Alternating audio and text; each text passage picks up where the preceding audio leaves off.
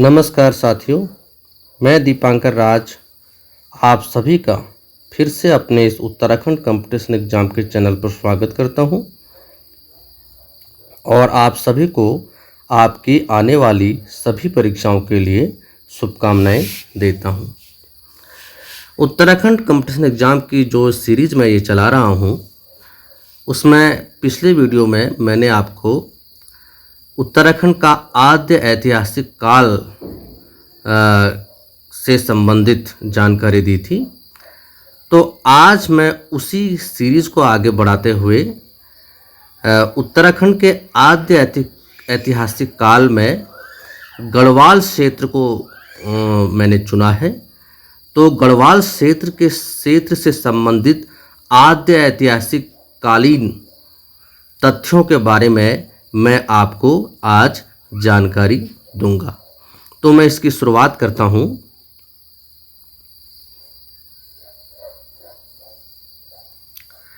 तो हम यहां देखते हैं आद्य ऐतिहासिक काल गढ़वाल क्षेत्र।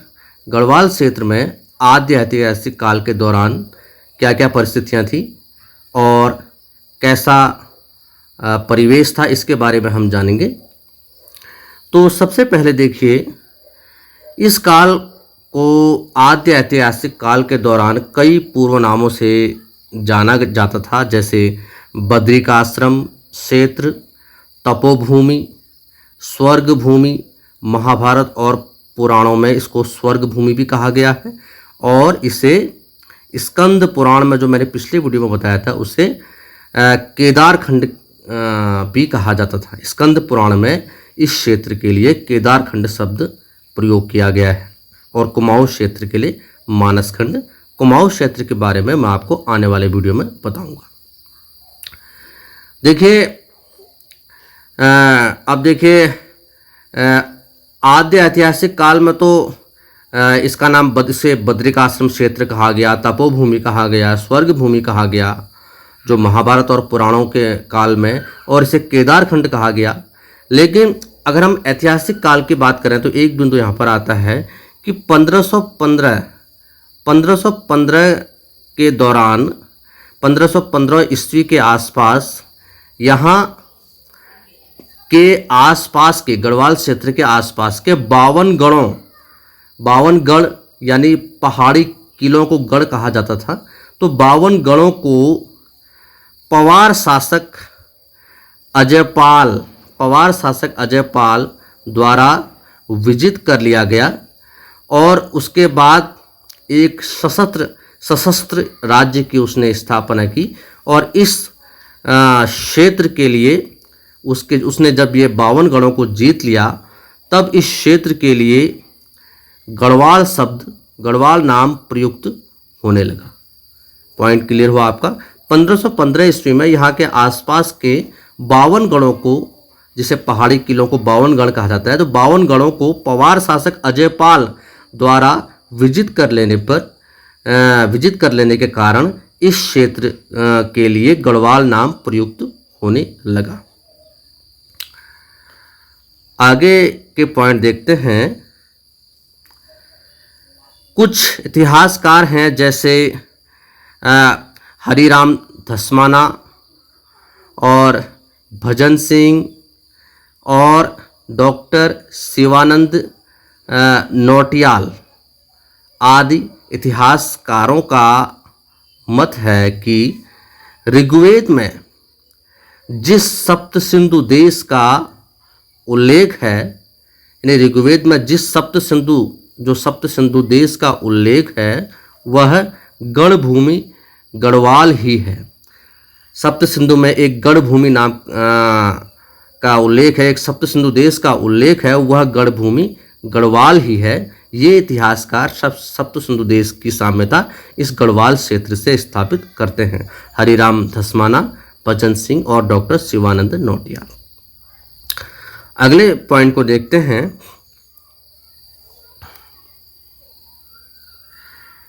इस क्षेत्र के बद्रीनाथ के आसपास स्थित गणेश, नारद, मुचकंद, व्यास एवं स्कंद आदि गुफाएं स्थित हैं और ऐसा माना जाता है कि इन्हीं गुफाओं में वैदिक ग्रंथों की रचना की गई थी। देखिए, बद्रीनाथ के आसपास कई सारी गुफाएं हैं, केदारनाथ के आसपास भी हैं और इन गुफाओं से कई किंवदंतियां जुड़ी हैं। ऐसा माना जाता है कि ये गणेश गुफा, नारद गुफा, मुचकंद गुफा, प्यास गुफा, स्कंद गुफा आदि और भी कई भीम गुफा वगैरह भी हैं। तो ऐसा माना जाता है कि इन गुफाओं में ही वैदिक ग्रंथों की रचना की गई थी और साथ ही ये भी माना जाता है कि इन गुफाओं में तपोस्थली भी ये गुफाएं रही हैं, जहाँ विभिन्न समय पर विभिन्न लोगों ने तपस्याएं की हैं। अगले पॉइंट को देखते हैं। ऋग्वेद में वर्णित सरस्वती नदी। देखिए, ऋग्वेद में एक सरस्वती नदी का वर्णन है, हम सब जानते हैं। उस सरस्वती का नदी का संबंध भी इसी क्षेत्र से माना जाता है। इसी क्षेत्र से सरस्वती नदी का उद्गम माना जाता है। अगले पॉइंट को देखते हैं कि इस क्षेत्र के अलकापुरी नामक क्षेत्र गढ़वाल में स्थित है। तो अलकापुरी, जिसे कुबेर की राजधानी भी कहा जाता है, नामक स्थान को मनुष्यों के आदि पूर्वज मनु का निवास स्थल कहा जाता है। देखिए, मनु जो विश्व के प्रथम पुरुष माने जाते हैं, उन्हीं के नाम से मनुस्मृति भी है। तो उस आदि पूर्वज का निवास स्थल इस क्षेत्र को माना जाता है। इस क्षेत्र में स्थित अलकापुरी को मनु का निवास स्थल भी माना जाता है। इसके अलावा इसे कुबेर की राजधानी भी कहा जाता है। अगला पॉइंट देखते हैं। टेहरी गढ़वाल की एक पट्टी, जिसे हिमयाण कहते हैं, में बिसोन नामक पर्वत पर वशिष्ठ गुफा, वशिष्ठ कुंड एवं वशिष्ठ आश्रम है। मान्यता है कि राम के वनवास चले जाने के बाद वशिष्ठ मुनि और उनकी पत्नी अरुंधति ने यहाँ निवास किया था। अब देखिए, ये चूंकि आद्य ऐतिहासिक काल है, तो यहाँ पौराणिक ग्रंथों की चर्चा हो रही है, ऐतिहासिक ग्रंथों की नहीं। और उन पौराणिक ग्रंथों में वर्णित जितने भी स्थान हैं, उनका आज के स्थानों से साम्य स्थापित करने का प्रयास इतिहासकार करते हैं। तो टेहरी गढ़वाल की एक पट्टी हिमयाण मानी जाती है। उसके बिसोन नामक पर्वत पर वशिष्ठ गुफा, वशिष्ठ कुंड और वशिष्ठ आश्रम है। तो वशिष्ठ एक ऋषि के रूप में जाने जाते हैं। तो ऐसी मान्यता है कि राम के वनवास चले जाने के बाद वशिष्ठ मुनि और उनकी पत्नी अरुंधति ने यहाँ निवास किया था, ऐसी मान्यता है। आगे देखते हैं। गढ़वाल क्षेत्र के देवप्रयाग की सितोनस्यू पट्टी है, वहाँ में ऐसा माना जाता है कि उस सितोनस्यू पट्टी में ही सीता जी पृथ्वी में समाई थी। तो गढ़वाल क्षेत्र के देवप्रयाग की सितोनस्यू पट्टी में ही सीता जी पृथ्वी में समाई थी, ऐसा माना जाता है।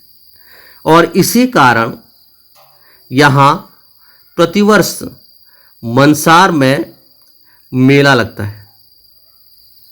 ठीक, तो गढ़वाल क्षेत्र के देवप्रयाग के सितोनस्यू पट्टी में सीता जी पृथ्वी में समाई थी, ऐसी मान्यता है। इसी कारण यहाँ प्रतिवर्ष मनसार में मेला लगता है। अगला पॉइंट है, देवप्रयाग में एक भगवान राम का एक मंदिर है। मान्यता है कि भगवान राम ने अंतिम समय में यहाँ पर तपस्या की थी, देवप्रयाग में।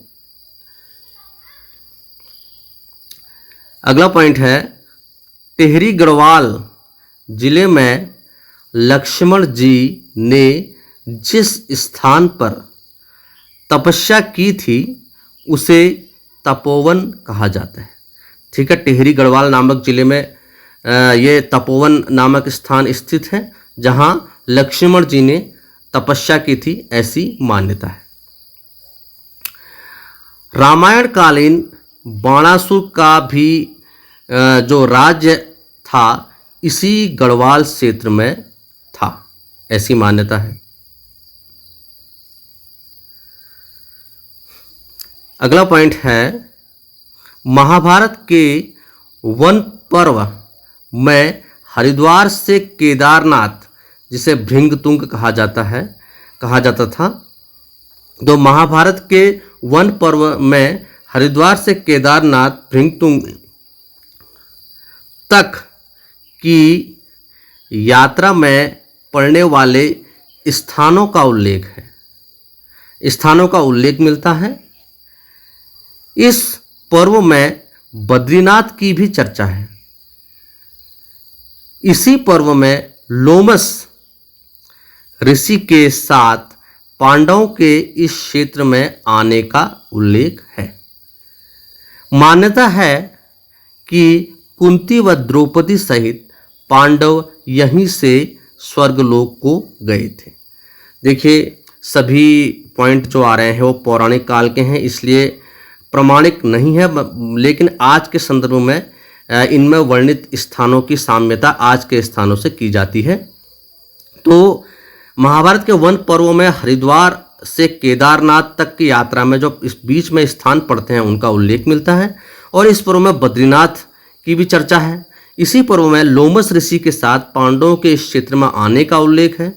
मान्यता है कि कुंती व द्रौपदी सहित पांडव यहीं से स्वर्गलोक को गए थे, ऐसी मान्यता है।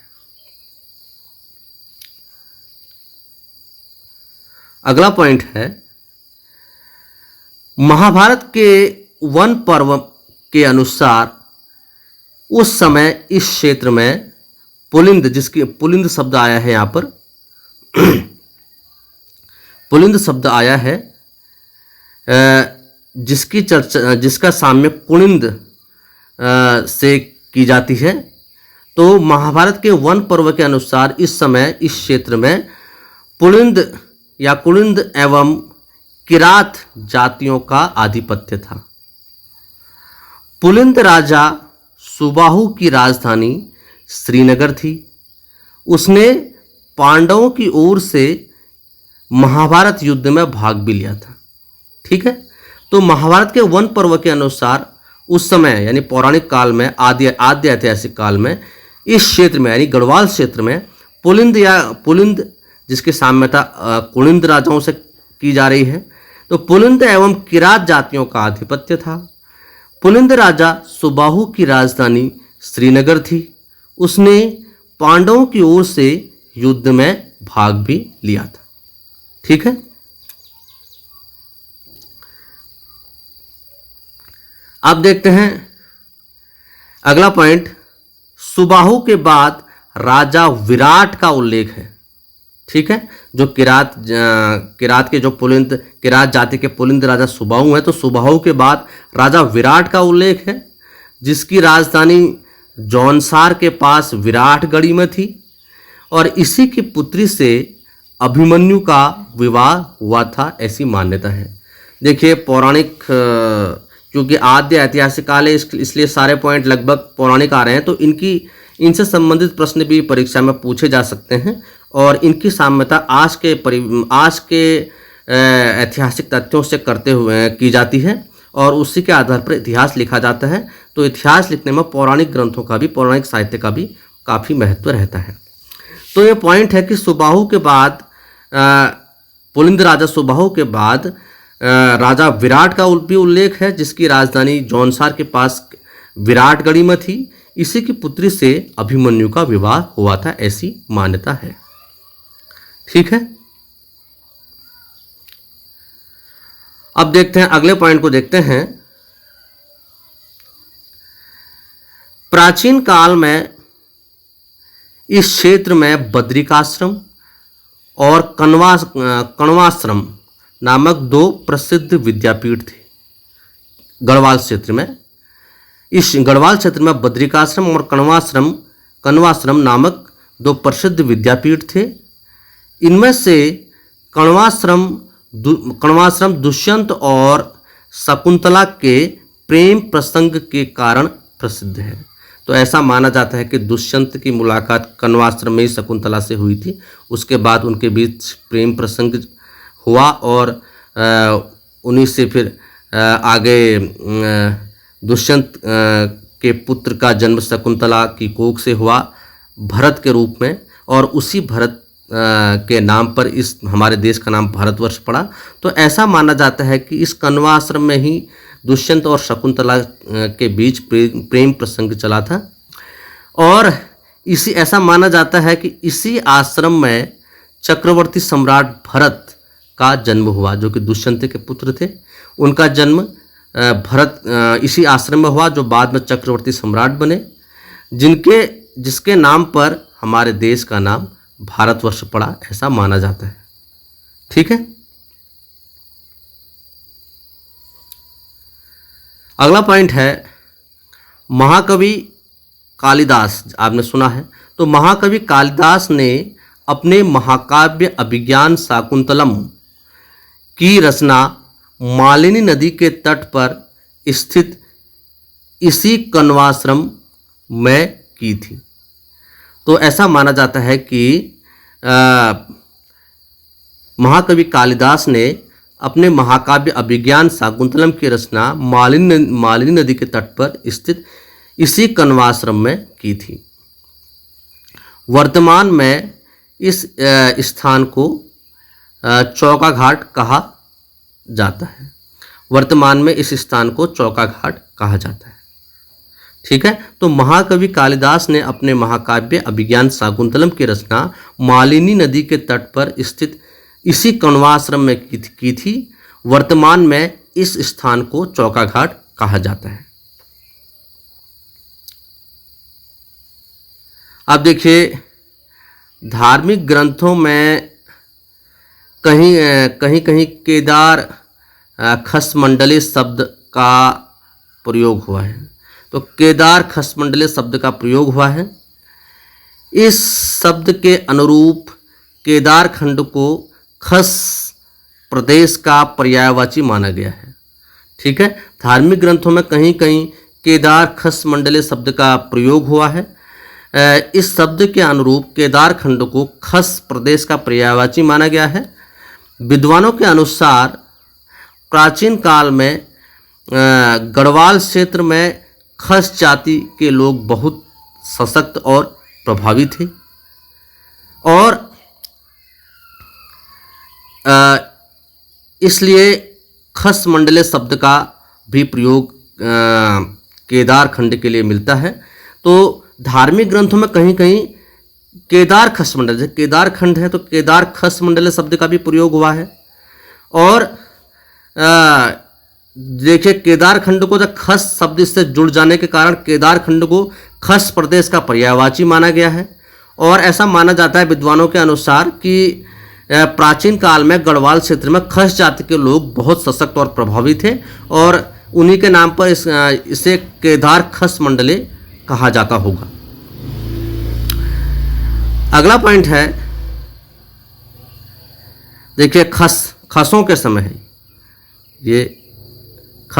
खसों के समय गढ़वाल क्षेत्र में बौद्ध मत का प्रचार प्रसार अधिक हुआ था। कुछ विद्वान इन्हें आर्य भी मानते हैं। देखिए, तो इन खसों के समय गढ़वाल क्षेत्र में बौद्ध मत का प्रचार हुआ था, और कुछ विद्वान इन्हें आर्य भी मानते हैं खसों को। तो ये थी कुछ आद्य ऐतिहासिक काल से संबंधित जानकारी उत्तराखंड के संबंध में। इनसे संबंधित प्रश्न भी परीक्षा में पूछे जा सकते हैं। तो एक बार हम इनका रिवीजन कर लेते हैं ताकि आपको याद हो जाए।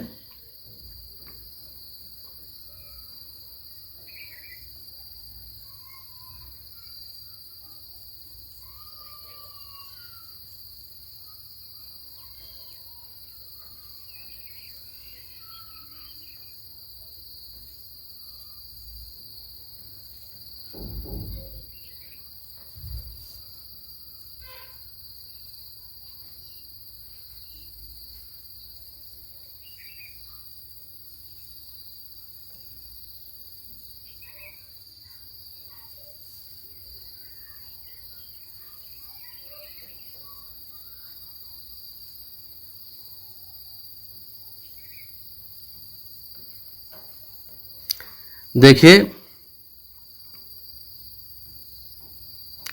आद्य ऐतिहासिक काल गढ़वाल क्षेत्र, पूर्व नाम बद्रिकाश्रम क्षेत्र, तपोभूमि, स्वर्गभूमि। महाभारत और पुराणों में इसे तपोभूमि या स्वर्गभूमि कहा गया है। बद्रिकाश्रम क्षेत्र की संज्ञा दी जाती है और इसका स्कंद पुराण में इसे केदारखंड कहा गया है। 1515 ईस्वी में यहाँ के आसपास के 52 गणों को या पहाड़ी किलों को पवार शासक अजयपाल के द्वारा विजित कर लेने के कारण इस क्षेत्र के लिए गढ़वाल नाम प्रयुक्त होने लगा। कुछ इतिहासकार जैसे हरिराम धस्माना, भजन सिंह और डॉक्टर शिवानंद नौटियाल आदि इतिहासकारों का मत है कि ऋग्वेद में जिस सप्त सिंधु देश का उल्लेख है वह गणभूमि गढ़वाल ही है। इस क्षेत्र के बद्रीनाथ के पास स्थित गणेश, नारद, मुचकंद, व्यास एवं स्कंद आदि गुफाओं में ही वैदिक ग्रंथों की रचना की गई थी, ऐसा माना जाता है। ऋग्वेद में वर्णित सरस्वती नदी का संबंध भी इसी स्थान से है। इस क्षेत्र के अलकापुरी, जिसे कुबेर की राजधानी भी कहा जाता है, नामक स्थान को मनुष्य के आदि पूर्वज मनु का निवास स्थल माना जाता है। अलकापुरी, जिसे कुबेर की राजधानी भी कहा जाता है और मनुष्यों के आदि पूर्वज मनु का निवास स्थल भी कहा जाता है। टेहरी गढ़वाल की एक पट्टी, जिसे हिमयाण कहा जाता है, में विसोन नामक पर्वत पर वशिष्ठ गुफा, वशिष्ठ कुंड और वशिष्ठ आश्रम है। मान्यता है कि राम के वनवास चले जाने के बाद वशिष्ठ मुनि और उनकी पत्नी अरुणधति ने यहाँ निवास किया था। गढ़वाल क्षेत्र के देवप्रयाग की सितोनस्युम कहा जाता है, सितोनस्युम सीता के नाम पर।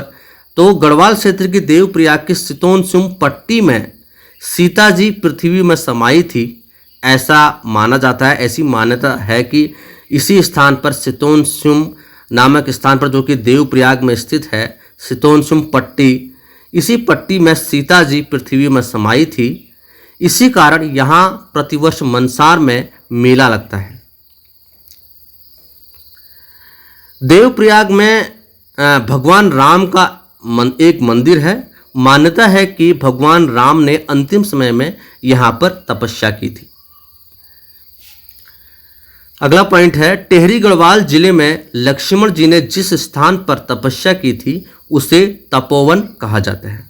यानी टेहरी गढ़वाल में तपोवन नामक स्थान है जहाँ पर ऐसा माना जाता है कि लक्ष्मण जी ने तपस्या की थी। रामायण कालीन वाणासुर का भी राज्य इसी गढ़वाल क्षेत्र में था, ऐसा माना जाता है। जो रामायण कालीन वाणासुर का राज्य भी इसी गढ़वाल क्षेत्र में था। महाभारत के वन पर्व में हरिद्वार से केदारनाथ, जिसे भृगतुंग भी कहा जाता है, तो हरिद्वार से केदारनाथ तक की यात्रा में पड़ने वाले स्थानों का उल्लेख मिलता है। इस पर्व में बद्रीनाथ की भी चर्चा है। इसी पर्व में लोमस ऋषि के साथ पांडवों के इस क्षेत्र में आने का उल्लेख है। मान्यता है कि कुंती व द्रौपदी सहित पांडव यहीं से स्वर्गलोक को गए थे। तो ये सब पौराणिक मान्यताएं हैं।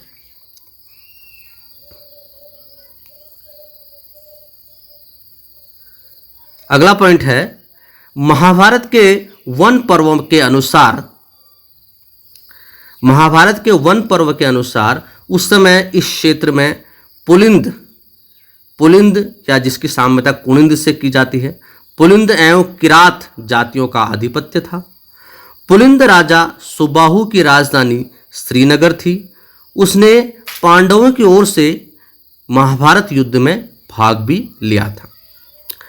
सुबाहु के बाद, इसी क्षेत्र में सुबाहु के बाद राजा विराट का उल्लेख है, जिसकी राजधानी जौनसार के पास विराटगढ़ी में थी।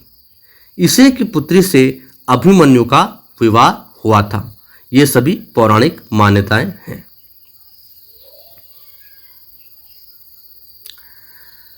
अब अगले पॉइंट की ओर चलते हैं।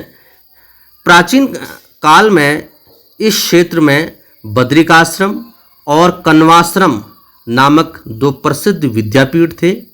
इनमें से कण्वाश्रम दुष्यंत और शकुंतला के प्रेम प्रसंग के कारण प्रसिद्ध है। कण्वाश्रम में ही दुष्यंत और शकुंतला की मुलाकात हुई थी, ऐसा माना जाता है। और इसी कण्वाश्रम में चक्रवर्ती सम्राट भरत का जन्म हुआ था, जिसके नाम पर हमारे देश का नाम भारतवर्ष पड़ा। तो सम्राट भरत का जन्म इसी कण्वाश्रम में हुआ था। महाकवि कालिदास ने अपने महाकाव्य अभिज्ञान शाकुंतलम की रचना मालिनी नदी के तट पर स्थित इसी कण्वाश्रम में की थी। वर्तमान में इस स्थान को चौका घाट कहा जाता है। इंपॉर्टेंट पॉइंट है ये। तो महाकवि कालिदास ने अपने महाकाव्य अभिज्ञान शाकुंतलम की रचना मालिनी नदी के तट पर स्थित इसी कण्वाश्रम में की थी। वर्तमान में इस स्थान को चौका घाट कहा जाता है। धार्मिक ग्रंथों में कहीं कहीं केदार खस मंडले शब्द का प्रयोग हुआ है। इस शब्द के अनुरूप केदारखंड को खस प्रदेश का पर्यायवाची माना गया है, यानी केदारखंड की साम्यता खस प्रदेश से की गई है। विद्वानों के अनुसार प्राचीन काल में गढ़वाल क्षेत्र में खस जाति के लोग बहुत सशक्त और प्रभावी थे, तो उन्हीं के नाम पर इस क्षेत्र का नाम केदार खस मंडली पड़ा होगा, या उसे उन्हीं के नाम पर इस क्षेत्र का नाम धार्मिक ग्रंथों में केदार खस मंडली के रूप में प्रयोग हुआ है। देखिए, खसों के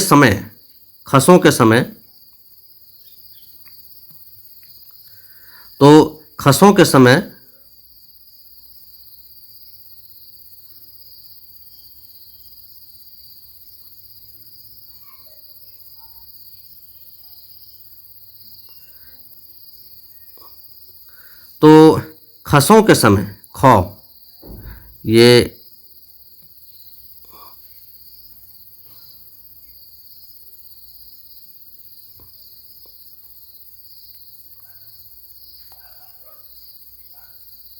हाँ, अब ठीक है। खसों के समय गढ़वाल क्षेत्र में बौद्ध मत का प्रसार अधिक हुआ था। कुछ विद्वान इन्हें आर्य भी मानते हैं कि खसों को। तो खसों के समय गढ़वाल क्षेत्र में बौद्ध मत का प्रचार अधिक हुआ था। कुछ विद्वान इन्हें आर्य भी मानते हैं।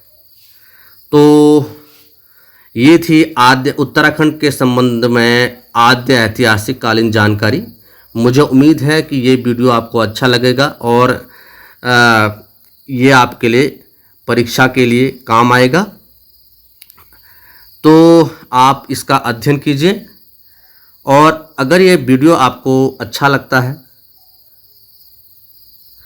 और ये पॉइंट आपको अच्छे लगे तो आप इसे लाइक कीजिए, शेयर कीजिए। ये पॉइंट हैं, तो आप इनको देखिए और इनका अध्ययन कीजिए। और अगर आपको ये वीडियो अच्छा लगता है तो आप इसे लाइक कीजिए, शेयर कीजिए, मेरे चैनल को सब्सक्राइब कीजिए। मैं कोशिश कर रहा हूँ कि और अधिक से अधिक जानकारी मैं आपको दूँ। और अगर आपको मेरा वीडियो अच्छा लगता है तो आप इसे लाइक कीजिए, शेयर कीजिए, मेरे चैनल को सब्सक्राइब कीजिए। बाकी की जानकारी मैं आपको अगले वीडियो में दूंगा।